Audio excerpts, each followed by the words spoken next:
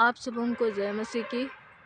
आइए प्रियो, हम बाइबल की पुस्तक में से हम देखें प्रकाशित वाक्य में दूसरी मृत्यु के बारे परमेश्वर का वचन क्या बताता है।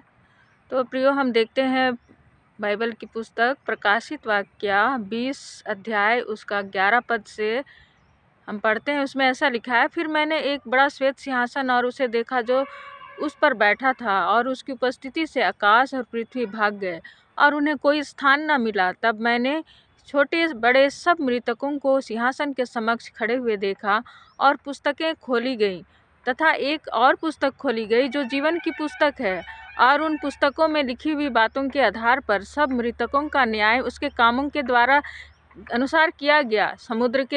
समुद्र ने उन मृतकों को जो उसमें थे दे दिया, और मृत्यु और अधोलोक ने अपने मृतक दे दिए। उनमें से प्रत्येक का न्याय उसके कामों के अनुसार किया गया। मृत्यु और अधोलोक आग की झील में डाले गए। यह आग की झील दूसरी मृत्यु है। जिस किसी का नाम जीवन की पुस्तक में लिखा हुआ ना मिला, वह आग की झील में फेंक दिया गया। Praise the Lord. आगे लिखा है, धन्य और पवित्र वे हैं जो प्रथम पुनरुत्थान के भागी हैं। इन पर दूसरी मृत्यु का कोई अधिकार नहीं, परंतु वे परमेश्वर और मसीह के याजक होंगे और उनके साथ 1000 वर्ष तक राज करेंगे। Praise the Lord. आगे ऐसा लिखा है प्रियो, 1000 वर्ष पूर्ण होने पर शैतान कैद से छोड़ दिया जाएगा।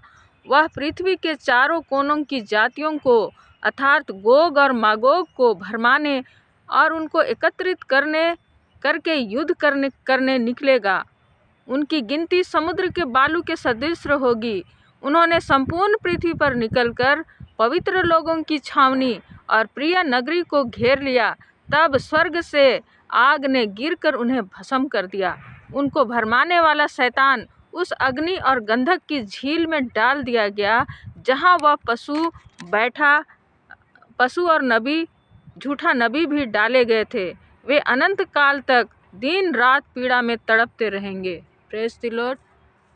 इस वचन के द्वारा परमेश्वर आशीष दे प्रियो। इस वचन में परमेश्वर का वचन ये बता रहा है कि जो इंसान पाप करेगा, जो पापी है वो, और जिसने पश्चाताप नहीं किया, जो परमेश्वर को अपना प्रभु नहीं माना, वे लोग अंत के दिनों में जब न्याय किया जाएगा तो वे नरक की आग में फेंक दिए जाएंगे।